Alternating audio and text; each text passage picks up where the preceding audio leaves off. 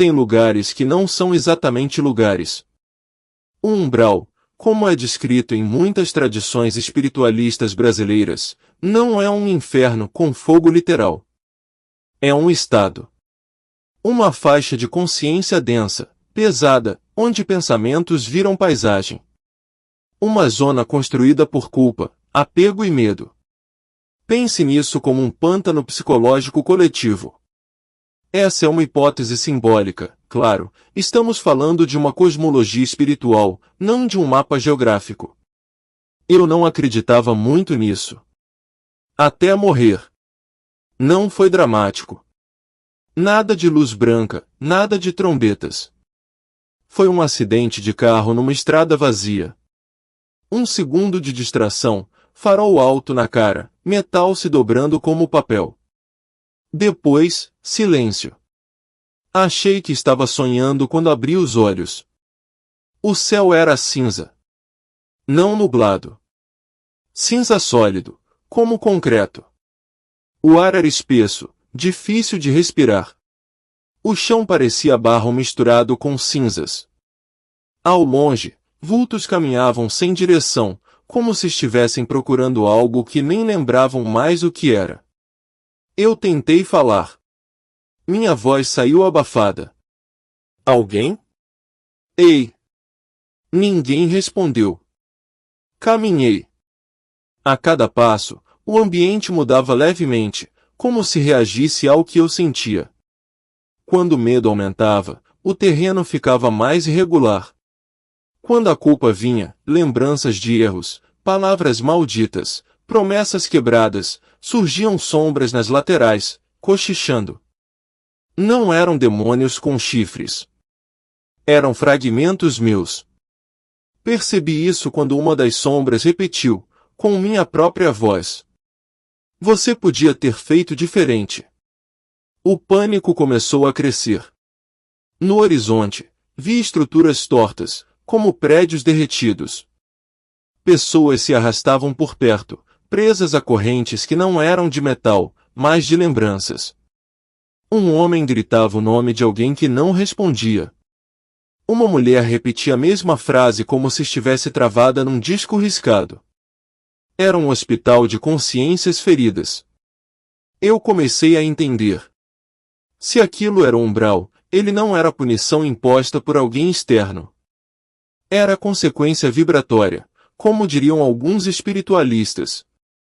Uma zona onde mentes densas se agrupam pela afinidade. E eu estava ali. O desespero virou raiva. Isso é injusto!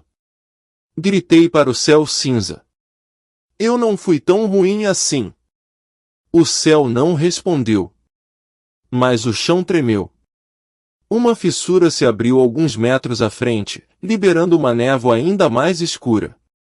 Dela saíram figuras disformes, como se fossem feitas de fumaça comprimida. Não tinham rosto fixo. Tinham expressões que mudavam conforme meus pensamentos. Quando o medo crescia, elas cresciam. Elas não me atacaram de imediato. Elas cercaram. E começaram a sussurrar. Você merece ficar. Aqui é seu lugar. Você chamou isso com suas escolhas. Tentei correr. O solo virou lama. Cada passo afundava mais. As figuras se aproximaram, tocando meus braços. Não senti dor física. Senti drenagem. Como se estivessem sugando minha clareza, minha identidade. Foi ali que pensei nele. Seu Zé. Eu nunca fui devoto fervoroso. Mas sempre respeitei. Sempre ouvi histórias sobre como ele trabalha nas encruzilhadas da vida, aquelas decisões onde a gente pode subir ou descer. Naquele momento, eu estava numa encruzilhada pós-vida. E, num impulso desesperado, gritei. Seu Zé Pilintra, se o senhor realmente ajuda quem está perdido, eu preciso de ajuda. As sombras riram. O som ecoou como ferro raspando pedra. Aqui não entra ninguém, uma delas sussurrou. Aqui é densidade pura. O céu cinza começou a vibrar. Um som diferente cortou o ar. Não era trovão. Era algo ritmado. Como passos firmes num chão que não deveria fazer som. As sombras se agitaram. O ambiente mudou de tonalidade. No meio daquele pântano espiritual, surgiu um ponto branco. Não luz divina cegante. Branco humano. Terno impecável. Gravata vermelha. Chapéu inclinado com elegância quase insolente. Ele caminhava como quem atravessa um bairro qualquer, não uma zona de sofrimento coletivo. As sombras recuaram. Vocês estão abusando do rapaz, ele disse, voz calma, quase divertida. As figuras se contorceram.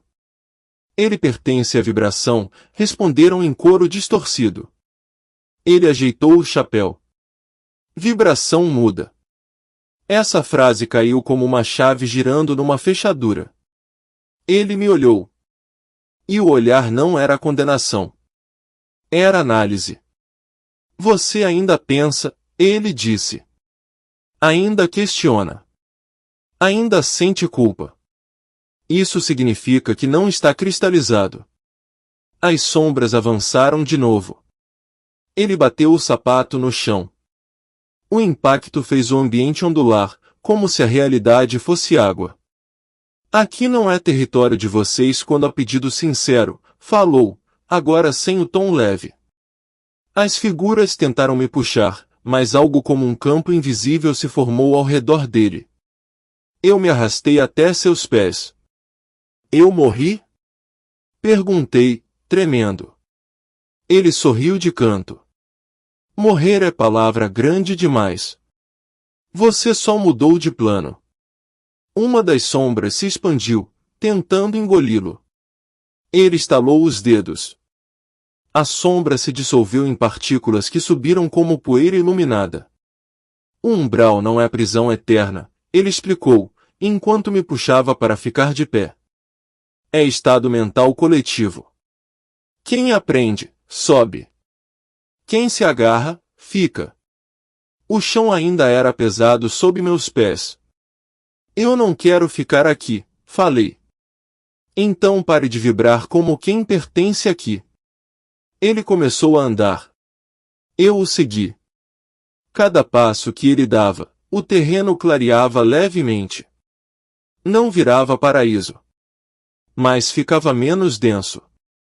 As estruturas tortas ao longe começaram a parecer menos ameaçadoras. Algumas pessoas levantaram a cabeça ao vê-lo. Ele não pode levar todos! Gritou uma sombra maior, surgindo como um muro diante de nós. Seu Zé parou. Eu não levo ninguém, respondeu. Eu mostro o caminho. Quem anda é a própria consciência.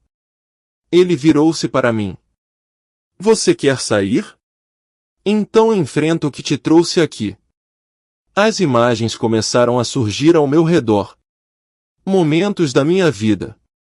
Orgulho ferindo pessoas. Mentiras pequenas que viraram consequências grandes. Indiferença quando alguém precisava de mim. Cada cena doía mais que qualquer ataque das sombras. Eu errei, sussurrei. A sombra-muro se fortaleceu. Não basta dizer, ela ecoou. Ele cruzou os braços. Responsabilidade não é culpa eterna. É aprendizado. Respirei fundo. Eu assumo. Eu poderia ter sido melhor. Eu quero ser melhor. O muro rachou. Uma luz suave surgiu na fissura. As sombras começaram a perder contorno. Está vendo? Ele disse, tranquilo. O umbral é sustentado por resistência interna. Quando você aceita, a estrutura enfraquece. O céu cinza começou a clarear em tons azulados. Não completamente, mas o suficiente para mostrar um caminho.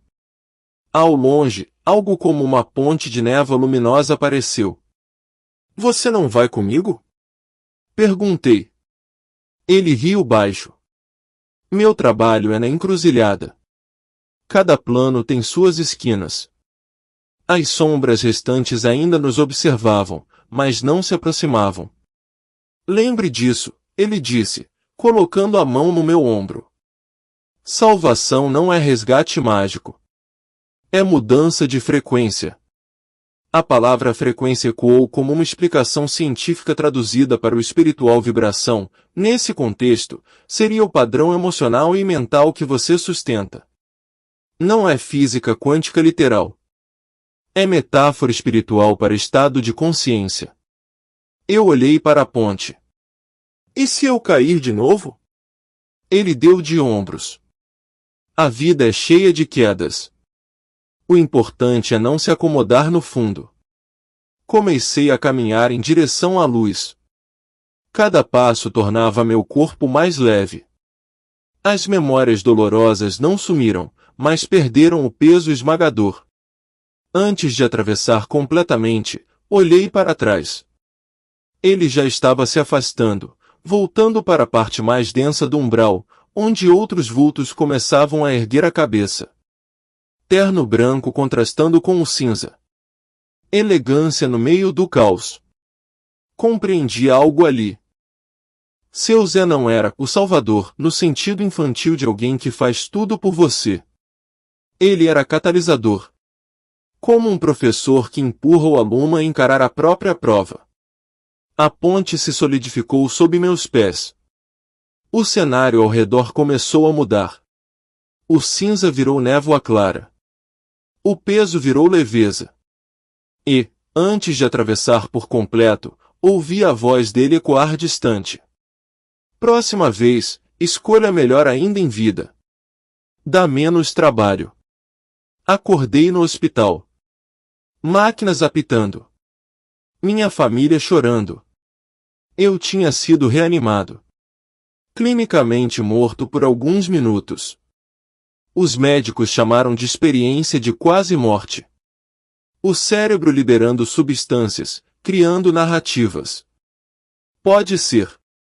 A ciência tem explicações plausíveis para muitas experiências limítrofes. E é importante respeitá-las. O cérebro sob estresse extremo pode produzir visões vívidas. Mas uma coisa eu sei. Voltei diferente. As culpas que antes eu evitava encarar, agora eu encaro. As escolhas que antes eu adiava, agora eu pondero. O medo da morte diminuiu. E, às vezes, quando passo por uma encruzilhada qualquer da cidade e sinto aquele vento diferente, quase ritmado, eu sorrio. Não porque eu queira voltar ao umbral, mas porque sei que, nas esquinas visíveis e invisíveis da existência, sempre há oportunidade de mudar de direção. E, em algum ponto entre a culpa e o aprendizado, entre a queda e a decisão, um homem de terno branco continua caminhando. Não para nos salvar de nós mesmos, mas para lembrar que ainda podemos escolher.